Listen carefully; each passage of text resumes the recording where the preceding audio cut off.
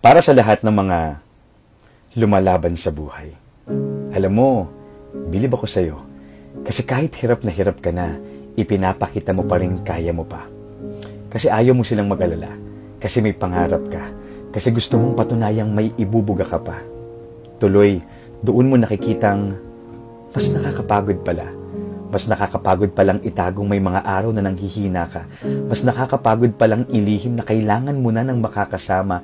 Mas nakakapagod palang itangging kailangan mo lang ng kahit isang taong magsasabi sa'yo na kaya mo yan, magpatuloy ka.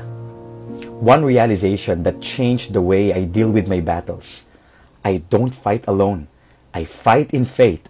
I fight with my God. Why? Because in our weakness, He is our strength. In our doubt, He is our guide. And in our heartbreak, He is our breakthrough. Walang labang hindi na ipanalo ang Panginoon. Ipagkatiwala mo sa Kanya ang laban mo ngayon. God bless.